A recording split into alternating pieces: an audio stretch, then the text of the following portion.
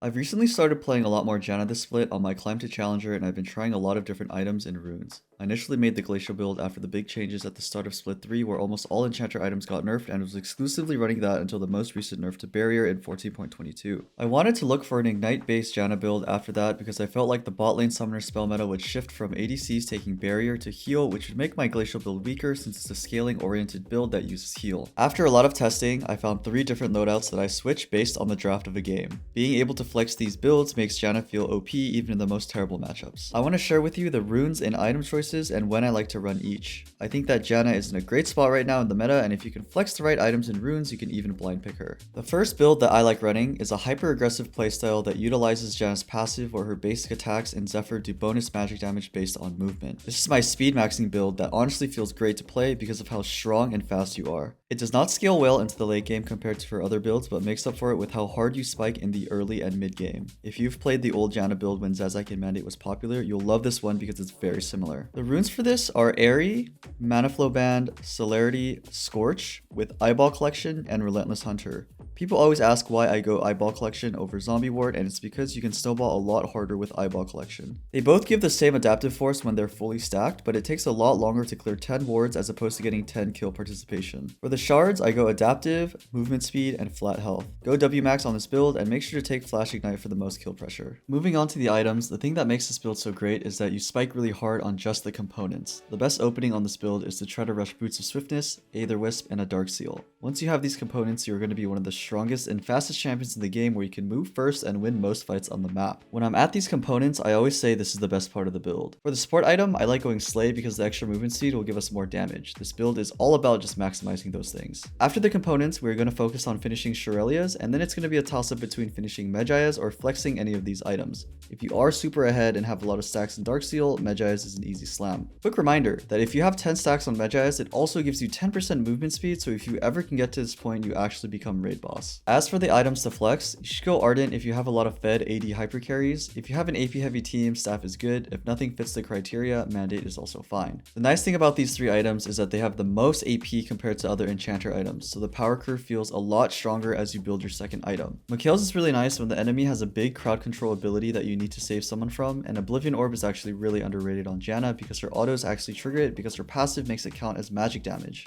If you are going to build Oblivion Orb, I recommend building it during the first round of the components and to not finish it unless it's your last item. I like going the Shurelya's build if our team lacks engage or if the enemy does not have a lot of frontline. The reason will make more sense after we go over the next build. The second build I like running is the skirmish heavy playstyle that revolves around Helia. Initially I thought this build was pretty weak after the nerfs to Helia in Moonstone, but in the right comp it can create a lot of value. I do think that Ignite on support is meta, and by taking heal you kind of force your AD carry to go Barrier, but it's still a really strong build. The power curve is really nice as you spike as soon as you hit your first item, and you scale pretty nicely into the mid and late game. The runes for this are Airy, Mana Flow Band, Celerity, Gathering Storm with Font of Life, and Revitalize. I think it's fine to replace Font of Life with Bone Plating if the enemy has a heavy all-in bot lane. For the shards, I like taking Adaptive, Movement Speed, and Scaling Health. I also sometimes like taking Tenacity and Slow if the enemy has a lot of crowd control. I think this rune is really broken, but if you take it, you have to play a lot safer than usual in lane because you don't have that extra health. Go W max on this build and make sure to take Flash Heal. W max lets you skirmish a lot more in lane, and heal is really nice because it gives you another thing to trigger Helia. Now for the items. We want to prioritize rushing Echoes of Helia with the exception of buying tier 1 boots sometime along the way.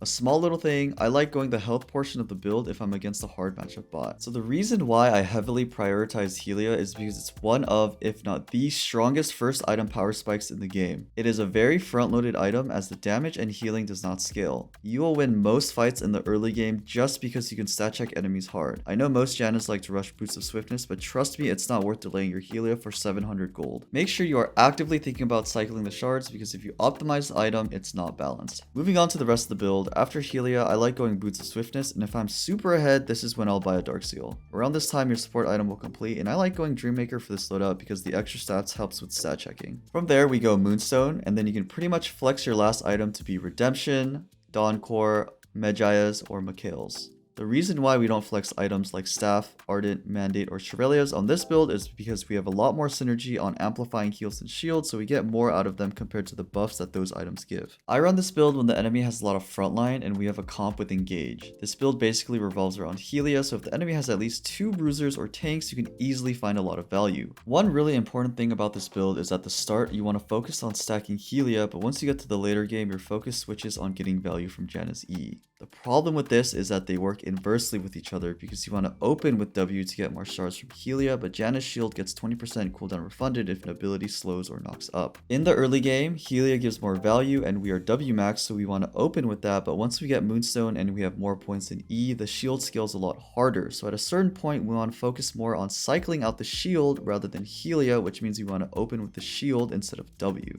It's really hard to think about these things as you're in a team fight, but I think it's worth noting because we should always strive for optimal gameplay. The final build in the rotation is the Glacial Build. This build focuses around the Glacial Slow as it scales with increased heal and shield power. It scales the hardest compared to the other two builds, but I will admit that this build is not as fun because it's a lot less skirmish oriented. I think that Glacial Janna might feel bad to play because players are used to the aggressive laning, but if you can get used to playing around Glacial rather than your W and can make it to the point where this build ramps up, the late game completely clears the other two builds. For the runes, we go Glacial, Magical Footwear, Triple Tonic, Cosmic Insight, and then we go Font of Life and Revitalize. Even for this build, I think it's fine to replace Font of Life with Bone Plating if you are in an all-in heavy matchup. For the shards, ability haste, movement speed, and scaling health. Again, I want to emphasize the main thing we are focusing on this build is the Glacial Slow scaling, where it's plus 90% per 100% heal and shield power. For this build, we go Emax with Flash and Heal. Now for the items, I rush Redemption because it synergizes really well with the Glacial scaling and all of the heals and shields. The active is also one of the most broken items in the game because of its 5500 range. If you can get a fat Redemption in a team fight, you can just solo win it. I think that rushing this over tier 2 boots is worth it on this build because you can influence more fights from afar as opposed to you being able to rotate to them, and it helps you scale a lot faster. After Redemption, this is where you'll start to get your boots and support items, so we'll go Dreammaker and Boots of Swiftness. Once those are complete, we want to start building towards Dawn Core. The build path became very cheap after 14.19 as Forbidden Idols are now 600 gold, which is the main reason why I thought of this build. The cheap heal and shield power allows us to have a very smooth power curve for Glacial to scale to Dawn Core, which became cheaper in 14.19. After Dawn Core, we finish off the items with Moonstone. A small interaction, we want to get the Battle Glass portion first because the mana region converts to extra heal and shield power and AP because of Dawn Core's passive. I run this build when the enemy has a lot of immobile champions or when I'm in an unplayable matchup. When I am against bot lane matchups where it's almost impossible for me to trade, things like mages or hook champs, I love running this build because I can just sit back, do nothing, and scale. This is where Redemption is really nice because you can still influence the map from very far. You will pop off on this build if you can recognize that Glacial will give you a lot more kill angles because of the slow. These are all my current builds and when I like to run them. In the right draft, each build feels super strong and really highlights the strong points of Janna. Figuring out when to switch each build and play accordingly is a little hard, but give it a try and let me know what you guys think.